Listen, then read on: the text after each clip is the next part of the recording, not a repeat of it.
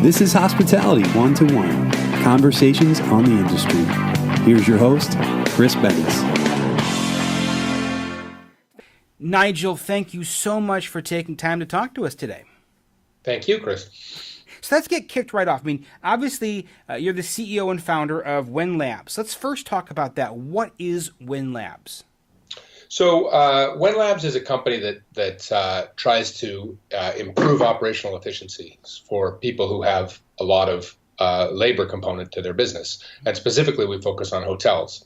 There's a bunch of reasons why hotels, and we can maybe get into that. But one reason is we kind of turbocharge people, and we want to focus on places where people are really an important part of the business.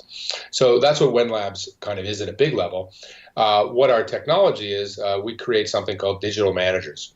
So it's a very new concept. What those do is they actually take over some work for people.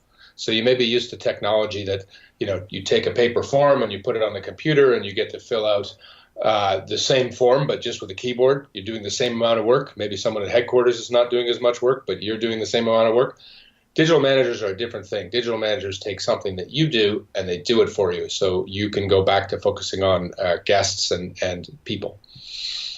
So let's work on that because, first of all, before we go into the hotelier side, which I want to hear about how you got into the hotelier side of business, but let's look at what was the impetus, if you will, behind why you created Digital Manager. In other words, what was the reason you felt the need to bring this out in the marketplace? Okay. So my background is as a technologist. I've spent several decades in this. I sold a company to IBM. I was a VP at IBM. Ran a bunch of advanced technologies like speech recognition and natural language understanding and things. And then I set up IBM's HR business. So I managed to scrape together $1.5 billion and went and bought a company called Kenexa. And Kenexa was a great acquisition for IBM, set up a strategy there called Smarter Workforce, which is a great thing. But as I thought about it, it occurred to me when we looked at the data, a lot of the challenges people were facing had to do with issues that first-line managers grapple with. So things like how do you offer employees flexibility and balance their trade-offs? How do you give them continuous feedback and opportunities to learn and grow?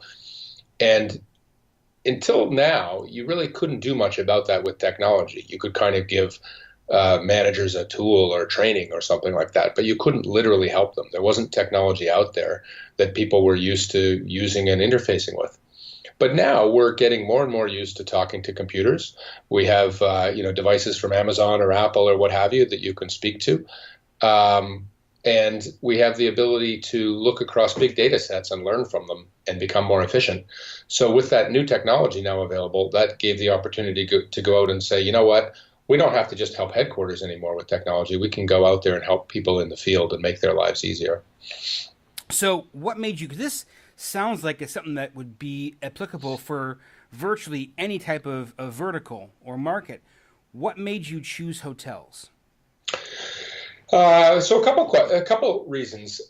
We certainly looked at a number of industries, and one of the things I mentioned already that makes hotels interesting to us is we believe very much in the people side of the equation. So when we say the technology does some work for people, sometimes you based on things you may read in the news or something, you may think, geez, robots are coming for me. Robots are taking over. But there's a lot of what people do that is kind of drudgery and no one's really excited by. No one's excited by phoning around and keeping a call log and updating the payroll with edits.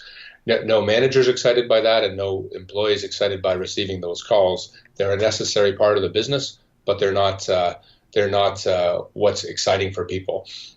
And so first, when we looked at the hotel business, we liked the idea that people are core to the business. People, obviously guests, but people, employees. And so we could focus on an industry where people were key, and we were going to make people better and make work better. So that was a key reason. And the second reason is, this is a tough business with tough NOI targets, and an exciting business with a global face focused on people around the world, focused on diversity, culture, and experiences. And so those interplaying challenges of running a potentially at times tight margins under often tight state and local regulations, maybe less federal regulations now, often with agreements with the local unions that are additional work to comply with, while at the same time delivering fantastic service. So that was a incredible challenge that we thought we could help the industry with. And then, lastly, this is maybe hard for hoteliers to think about because they're working so hard every day to deliver fantastic service. But hotels tend to be lighthouses in their local business community. Everybody looks up to the top brands and realizes they really set the standard for service excellence. And we wanted to be part of helping to set that service excellence standard. Is there a particular type of hotel that would best utilize this? Full service, limited service, boutique, independent, or is it across the board? We've targeted initially larger hotels, generally speaking, full service. Not really a bias between boutique or independent versus larger brands. Really, it's more a question of those hotels that are grappling with a little bit of complexity. So if you're a very small operation and you're if you have 7 people on your team and 5 of them are on duty at any given time, there isn't so much of the complexity that a digital manager can help with today. Perhaps in the future, but today, digital managers excel where there's greater complexity. When you're a larger hotel, when you're maybe have a few more regulatory issues, perhaps even standard operating procedures that you want to make sure you're following, then the technology really comes into its own. So let's put some boots on the ground here when it comes to the actual digital manager itself.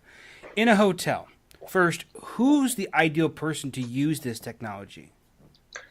So really the manager of the department is in some ways the user. But it's an interesting kind of technology and it's the reason why I say in some ways.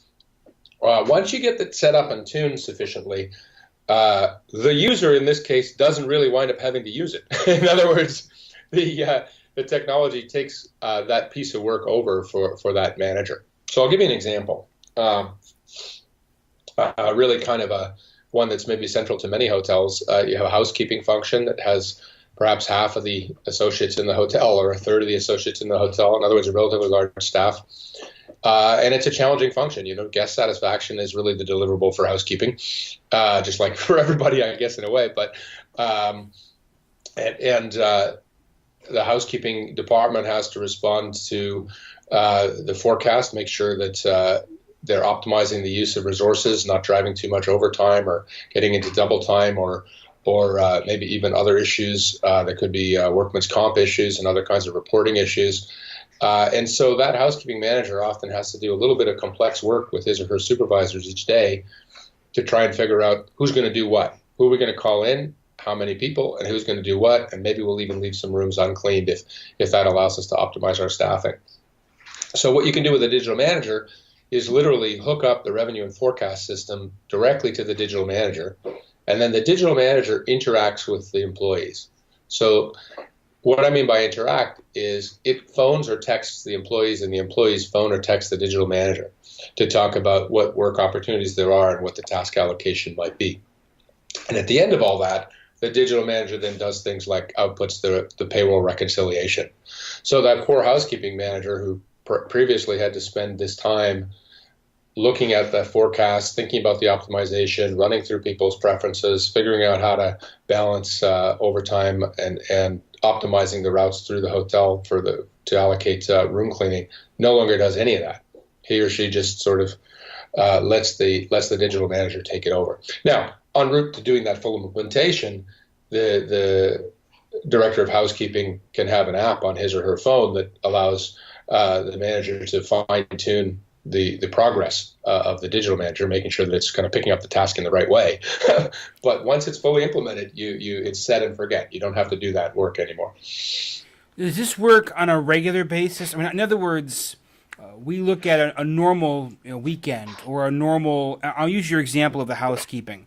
You know what a traditional Monday through Friday is like if you're a transient hotel, or if you're more groups more sports related, for example, how busy you are on weekends. So you can budget accordingly. But if you have a large event coming in, are you able to adjust? Is it able to adjust accordingly? How does it know what's needed and what's not needed based upon the certain demand of the hotel? That's exactly what it does. Is it adjusts. Some people have made the analogy that it's a bit like the hotel management having Uber type capability at their fingertips in terms of being able to make associates aware of work opportunities and having them pick them up or potentially drop them if they have a conflict or an injury or a sickness or an absence. So when there are demand fluctuations, that's really when the technology comes into its own. So to give you an example of an event, the digital manager sees the forecast higher than usual. Mm-hmm. It looks across the base staffing plan. It realizes what the gap is, and then it goes down according to your particular rules. So, for example, if you were a union property, it would prioritize ensuring people were called in seniority order. It wouldn't drive people into overtime, though. It wouldn't drive people into double time. If there were people who had minimums or had to be first offered work or had 5, 6, or 7 days in a row maximum work schedules, it would take into account that and simply call people one at a time or even in parallel. A given individual could be phoned or texted, could be called in English or another language, could be called in multiple languages at once, which may sound strange, but for example, you could be a bilingual Spanish speaker, very proud bilingual Spanish speaker, prefer to be communicated to on your phone in English, but maybe your household English isn't as well spoken, so that phone call placed to your home, to your landline at your home, could be placed in Spanish. So all these things to make life easier for the employees when they get these calls or when they in fact even call in. Digital manager handles all that and just lets the human manager know the staffing is complete. And it can give you more play-by-play if you want. But again, at full implementation, it just says, okay, we're good. So in other words, let's stop there for a second, because the interesting part here, you talked about the languages. And we know that especially if you work in a property that has a diverse background, if you will, it knows the language preferences of individual employees and can communicate with them in their language of choice. That's right. And this is a really nice part of the technology. Again, sometimes you hear this idea of technology is going to talk to me. Does that make the world less human? Well, we think it kind of makes it more human in this case. The digital manager will definitely always treat people fairly. I always like to say the digital manager doesn't know that I'm ugly. It calls me in for work anyway. It'll call me in the language that I feel most comfortable in. So if there were, people have potentially sometimes issues wondering if they totally understood the direction, the digital manager is going to give it to them in that language that they've opted in for as their preference. And again, it'll do it not just in text, but in voice. So if there are reasons why a particular person might prefer one or the other for their comfort level, if there's any literacy issues, it can do it in voice. If there are issues where someone wants to have it, kind of a record, then it'll be done in text. Just a lot of ways of making people feel comfortable that these very routine tasks are optimized and done efficiently and fairly and in compliance with the various rules. So help me understand this. So I'll use a real-time example. It's, Saturday night and someone calls off. They're a housekeeper or in a similar department. They call off. They don't call the hotel to call off. They contact the digital manager, let them know they're going to be calling off. As soon as they get word that that manager, that employee is called off, the digital manager then kicks into gear and starts contacting based on preference or legal requirement, whatever it may be, the next person to fill that role, correct? That's exactly right. Yeah. Okay. So, and sometimes people implement this in a mixed fashion. So, for example, if it's during the regular work office hours, you may like to, when an employee calls off, you may like to have the person talk directly to his or her manager. But outside regular work hours, or maybe all the time for certain departments, the employee can just call or text directly to the digital manager and say, hey, I can't make it. And then the digital manager will spin into gear And the employee can do a few other things too. The employee, for example, can say, "When am I working next?" or "What's my schedule?" in case there's ambiguity there. All you need now is to have it be compatible with Alexa, and you're all set. Yeah. That's we've actually experimented a little bit with that, so maybe you'll see that coming. Oh, stay tuned for that. So let's look at logistics here. Someone wants to implement this. How does a hotelier set it up? So we tried to make that really, really simple. Of course, in an operating environment as complex as a hotel, simple is a relative point. But what we do is we take the output that those systems generate today for human managers. So maybe your roster and your schedule are often either created in a spreadsheet or at least outputted in a spreadsheet, sometimes a little bit hand-tuned, and then handed to the managers and supervisors. That same spreadsheet can be handed to the digital manager, and the digital manager will work from that. There's often good reasons to sort of fine-tune the process a little bit. Sometimes people like to make hand notes on the spreadsheet or something like that, and obviously the digital manager doesn't need those. So sometimes we go through a little bit of a tuning process. But basically, it takes the output in a spreadsheet form, does the work, and then at the end of the pay period, it gives you a payroll edits file so that you can apply that to your payroll system. So it's just spreadsheet in, spreadsheet out. Very user-friendly. That's right. So the next question I'd like to ask, I think would probably be good both from the digital manager standpoint, of course, but I also think we can need to look at this from a higher level, just technology in general. So obviously what this is doing at its core is, in a sense, it's taking away, at least at some part, the direct interaction with a manager. You're talking or communicating with a system. How do employees respond to that? How the people who've utilized this, what's been the general response? And I guess to take it a step further, how do you think society or employees are going to handle as we automate more and more processes? So good point. When we did our earliest trials, we didn't know what was going to happen, obviously. Mm-hmm. So we implemented a system. I think the first group we brought online was a set of night janitors. And, whenever you create technology to help fix something, there's always there's always several kinds of people issues that you can encounter. One is that people just don't like new stuff, or a second might be that the technology is not well tuned to the way people actually work, all those kinds of things. And then sometimes you find that you're automating something that people like to do by hand, that there's someone, kind of buried in the organization who really likes to do that. So we sort of expected to find that person, and we haven't found that person yet. It turns out that there's nobody who really loves balancing everybody's preferences and calling everybody and writing it all down. That's a piece of work that is kind of arduous and people don't enjoy. On the employee side, we wondered whether we would find that people thought, hey, I'd like to have a more detailed chat, every time I get one of these calls, or I feel it's a bit impersonal that I'm talking to a robot. So far not. So far, they've found what we were hoping, which is that the sense of fairness of the system really comes through. Mm-hmm. A lot of times when you have a group of employees sitting around, I don't mean to imply sitting around not working, but sitting in the break room, for example, or something. A big part of conversation is management being fair to us. Are we getting the work we're supposed to? Were the rules implied fairly for when we're supposed to get time off, or when we're supposed to be allocated what work, or so on? And the fairness that a digital manager offers really comes through. People really get the sense of, hey, I had to have been called when I was supposed to have been called, because it doesn't know how to discriminate, right? It just follows the rules, and that's it.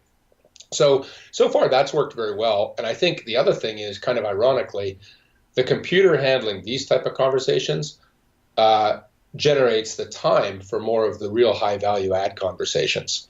So your managers and your employees aren't spending time haggling over the fact that someone needs a time off on Tuesday, even though he or she normally works Tuesday, which throws a wrench into the works and creates a lot of work for people to rebalance the schedule and all that sort of thing, because the robot's doing that. The conversation you're instead having is perhaps something more, more on the EQ side of the equation, more about understanding employees' motivations, about their concerns, about kind of some of our clients talk about bringing the whole person to work, right? Having that interaction at a whole person level for motivation, understanding, and career growth. So I think that's an exciting dimension. And then back to what you were saying about how technology will affect us as a whole. This comes down to the types of workplaces people are beginning to expect. If you watch an old movie from the early part of the last century, you see all these people in these factories with pipes and steam and things like that. And it's hard to imagine that anybody could work in such an environment. If you go to a modern factory, they don't look at all like that, right? They're very clean room and very sophisticated. Similarly, when you go to certain businesses today, we're still kind of transitioning from an environment where there's a lot of stacks of paper and people scribbling on things and needing to go through phone records and logs and that sort of thing. Increasingly, that's not the environment, especially employees newer to the workforce are expecting. In their personal life, they push a button and they summon an Uber car, or they push a button and they get food delivered, or they can talk to people around the world, message people all over the place, and you come into work and those amenities appear to be lacking. So as we infuse this stuff into the workforce, it kind of creates the place where people want to work. They want to work at a place where the employer invests in making them as good as they can be. So let's bring the white elephant in the room out, if you will. Okay, whenever we talk about robots, talk about technology, talk about automation, there's a natural fear, and that is if this robot or this software or this tool can do so much, then I'm not needed. If you're the manager, for example, who's responsible for scheduling and managing the housekeeping team, for example, and this tool is put in place, the concern, of course, is, am I going to be downsized? Am I going to lose my job because of what this is doing? Kind of explain to me how these types of tools work. Does it, in fact, entail that this person's position is no longer required? Or does it really just help them do more stuff in their day aside from that? So far, we're seeing the latter, and that's certainly the line that we'd like the technology to be on. If you think of we're San Francisco based, it's a challenging environment in many ways, right? The regulations are challenging. It's a competitive environment. It's a demanding clientele. There are high rates, and people expect the service that goes with that. I don't see any hoteliers in that environment saying, wow, this is easy. So when you go to that department head or that manager and say, we've now taken some of the drudgery away, mm-hmm. We've allowed the robot to do the paperwork, there's more than enough work to go around. That person is now out there on the floor, is out there guest facing, and is able to look around and make sure that property is shining when it comes to guest experience and reviews and the things that drive repeat visits. So that's where we see the technology focused. Now, I think we also probably want to ask the question of, so this technology is put in place. We talked about the benefit to the employer, if you will. Let's talk about the employee standpoint. Let's deal with when it comes to working with the individual employee who has to call into the system. How does this type of technology improve employee morale, improve the employee experience at the hotel? So we see a couple of pressures there. So one we talked about already, which is fairness. Mm-hmm. The employees can be categorically clear that management is operating in a fair and transparent fashion. It's done by a robot, so to speak. A digital manager is a more friendly term, but that robot doesn't have bias. It doesn't discriminate. It doesn't break employment laws. It doesn't break standard operating procedures. It's all good, and that's kind of a morale boost for employees, actually.